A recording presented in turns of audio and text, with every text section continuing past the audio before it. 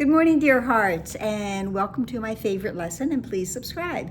So today's lesson 185 is I want the peace of God. This is part one of my favorite lesson because I also love lesson 205, which is the review of lesson 185, and we will get there in our final review of part one of the workbook.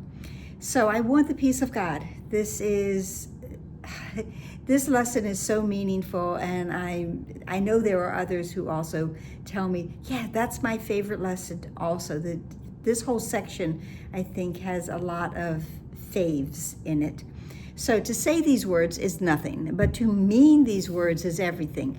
If you could but mean them for just an instant, there would be no further sorrow possible for you in any form, in any place or time. Heaven would be completely given back to full awareness, memory of God entirely restored, and resurrection of all creation fully recognized. The rebirth of all creation would be recognized. We all would go back to the original state in which we were created.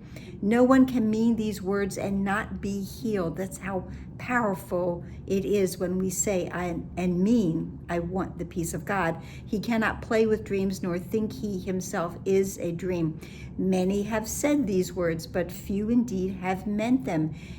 You have but to look upon the world, to see around you, to be sure how very few they are, how very few have actually said, I want the peace of God, and truly and completely meant it. The world would be completely changed.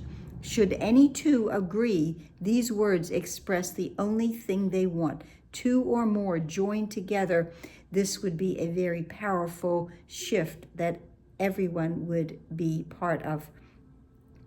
Two minds with one intent become so strong that when they will become the will of God. For minds can only join in truth. We cannot join in our illusions. We cannot join in dreams. And the reason we can't join in, our minds cannot join in illusions or dreams, is because in an illusion or a dream, there are separate wills, there are separate goals. The two that try to join in an illusion all have a different goal in mind, a different agenda in mind. So you compromise alone, a dream, compromise is what a dream will bring. I'm not saying it the way it's written. Sometimes it takes the form of union, but only the form. So it seems like maybe in that illusion we can join together, but it's only the form. It seems to be joining together, but that will not last. Minds cannot unite in dreams. They merely bargain. And what bargain can give the peace of God? None. Illusions come to take his place, and what he means is lost to sleepy minds intent on compromise, each to gain and to another's loss. That's what compromise is about. That is what the illusion is about. I win, you lose. You win, I lose. There is no joint winning in an illusion. Now, in truth, no one loses. And just as this lesson tells us, as yesterday's lesson told us, and no one can fail. But that is only in the truth. To mean you want the peace of God is to renounce all dreams, for no one means these words who wants illusions and who therefore seeks the means which bring illusions, which I don't want to seek and stay in that split mind, my ego mind, because that's where I will find every single illusion that there is to be offered to me. I've looked on them and found them wanting. Now I seek to go beyond them, recognizing that another dream would offer nothing more than all the others. Dreams are one to him, and he has learned the only difference is one of form, for one will bring the same despair and misery as do the rest. So I'm going to go, as I have in the past, into chapter 8, which is the body as a means or end, and say one of the parts of paragraph 2, and it's so telling, and it applies to this part of our lesson, that you must have noticed an outstanding characteristic of every end that the ego has accepted as its own. When you have achieved it, it has not satisfied you. That is why the ego is forced to shift ceaselessly. And I know I mentioned this the other day, from one goal to another so that you will continue to hope it can yet offer you something, but it never can and it never will. The mind, which means that all he wants is peace, must join with other minds, for that is how peace is obtained. And when the wish for peace is genuine, the means for finding it is given in a form each mind that seeks for it honestly can understand. Whatever form the lesson takes is planned for him in such a way that he cannot mistake it if his asking is sincere. You may or may not remember that this is an individualized curriculum. For each and every one of us, there is a way that this curriculum, this course, will be presented to us that we will understand in such a way that there will be no doubts anymore. There will be certainty. We will know that it is true. We will know that it is true for us. And we will know that this is the way for us to find the peace of God, our happiness, our joy. This is the way that we will come home. So, but if I ask, going back to the paragraph, he asks without sincerity, there is no form in which the lesson will meet with acceptance and be truly learned. So if I really want to learn this, I must ask with sincerity, and then the answer will indeed be given. So let us today devote our practicing to recognize that we really mean the words we say. We want the peace of God. And doesn't everyone truly want the peace of God? To mean these words acknowledges illusions are in vain, requesting the eternal in place of shifting dreams which seem to change in what they offer, but are one in nothingness, forced to shift ceaselessly, hoping that the next dream will provide what it is we want. Today we are going to devote our practice periods to careful searching of our mind to find the dreams we still cherish. Go inside. It doesn't say meditation, but it truly is. Go inside, search your mind. I'll search my mind and find what is it that I'm not yet ready to relinquish. What am I still wanting to hold on to? When do you ask? What do you ask for in your heart? Forget the words you use in making your requests, which goes back to the introduction to these lessons when we were told that we are, going into a wordless journey. We start our journey beyond words by concentrating first on what impedes our progress still.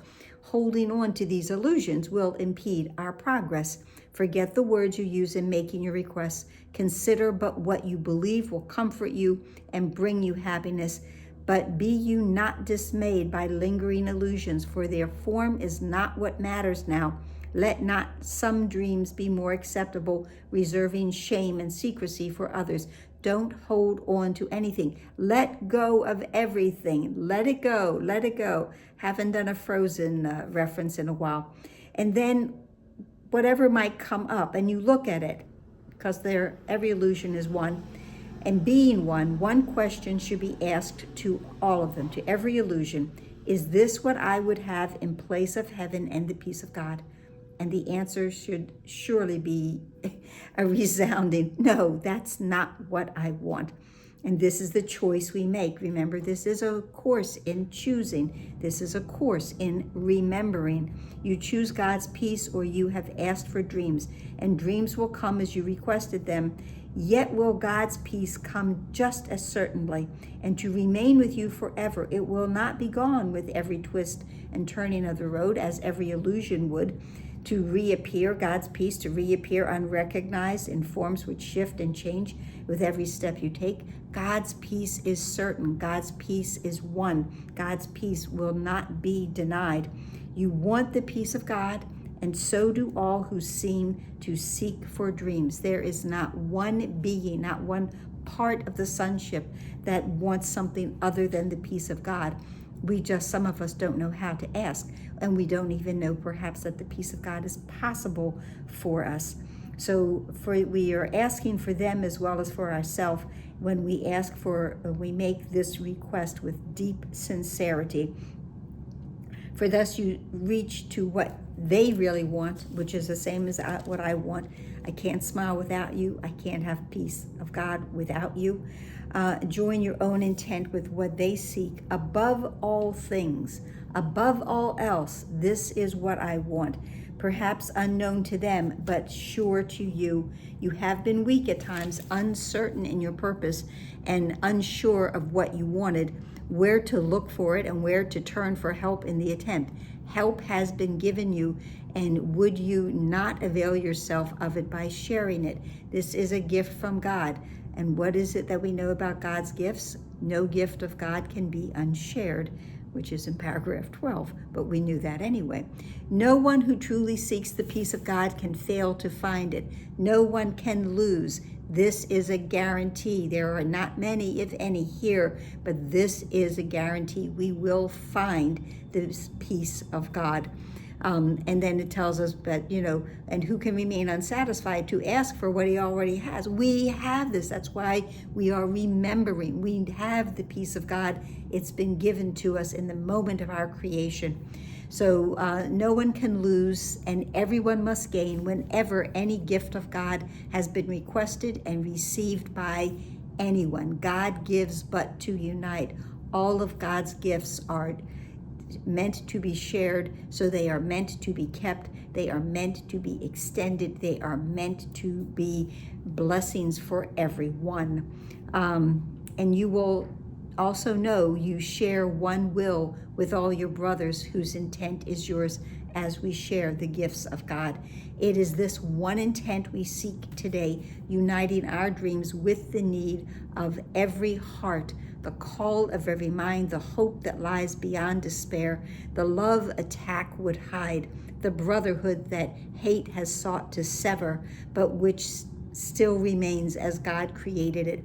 With help like this beside us, can we fail today as we request the peace of God be given us? No, we cannot fail. We cannot fail. We will always succeed. This is our birthright, and this is one that we are here to have and to give. To have peace, give peace. And I hope this helped. Please like, please share, please subscribe, please comment, please smile. Please smile, because the gift of God's peace is yours to have and to share. Smile and take in a deep breath, release it, and have a beautiful day as you realize you have the peace of God deep within your mind and within your being. Namaste.